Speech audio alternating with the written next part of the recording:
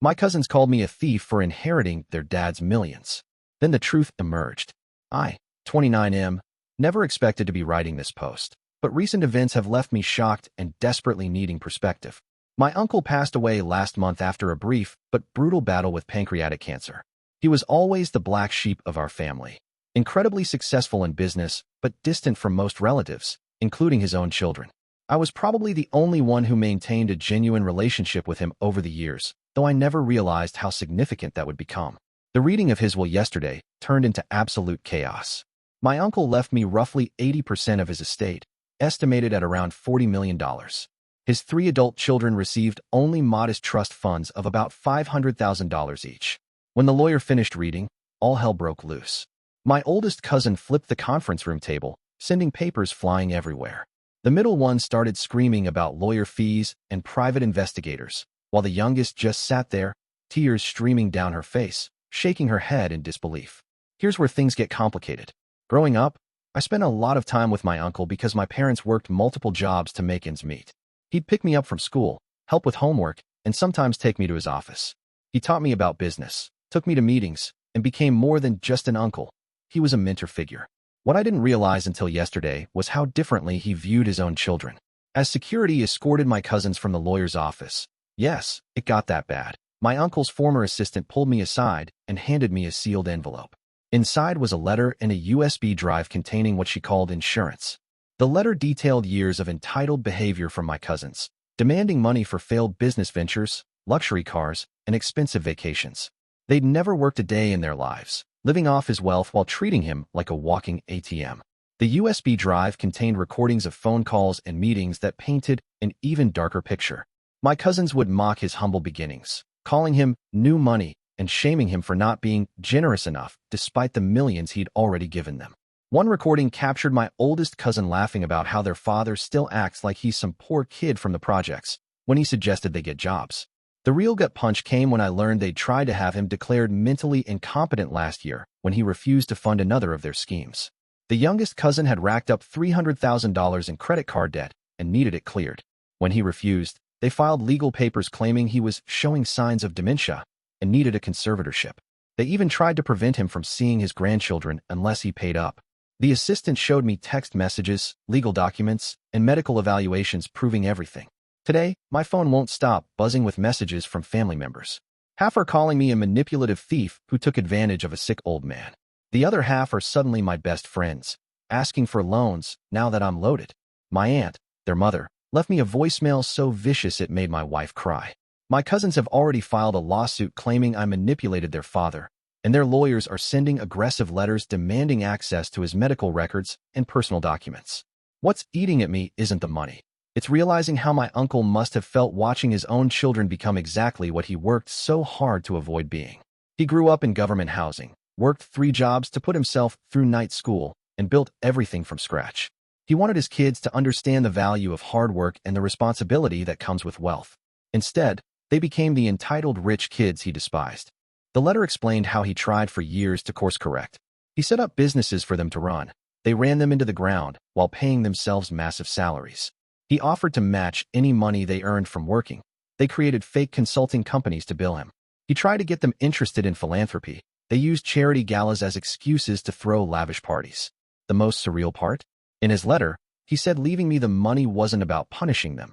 It was about protecting his legacy.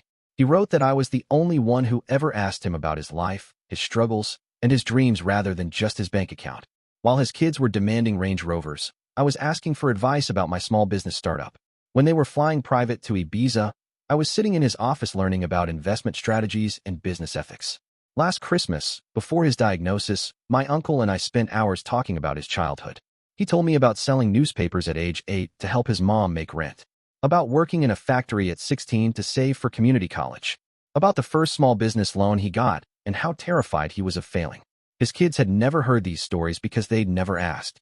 To them, he was just the ATM that funded their lifestyle. I'm keeping the inheritance, not because I want their money, but because I understand now what my uncle was trying to preserve. He didn't want his life's work funding the entitled behavior that he saw destroying his children's character. The lawsuit doesn't scare me. The assistant has enough documentation to sink their case, and the medical records prove he was completely competent when he made his decision. The money comes with clear guidelines. Half goes into a charitable foundation focused on helping low-income entrepreneurs. The rest is structured to support sustainable business growth and community investment. He even left detailed instructions about not using it for the kind of excessive lifestyle his kids embraced. Some family members have cut contact with me completely. Others are suddenly my best friends, flooding my inbox with investment opportunities and business proposals. My cousin's social media posts paint me as a manipulative monster who took advantage of a dying man. But the handful of relatives who really knew my uncle have reached out to say they understand his choice. The money sits mostly untouched in the accounts while I process everything. My uncle's letter included detailed advice about managing the wealth responsibly and using it to create opportunity for others.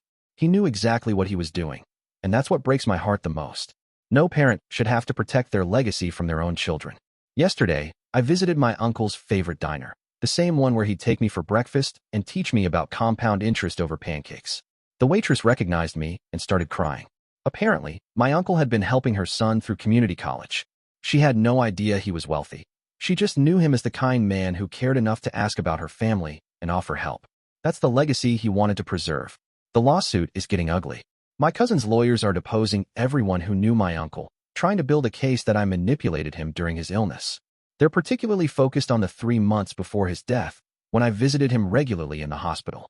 What they don't know is that he was recording those visits too. Hours of conversations about business, life, and his hopes for the foundation we were planning. My wife suggests we move to a different state to escape the drama. Maybe she's right.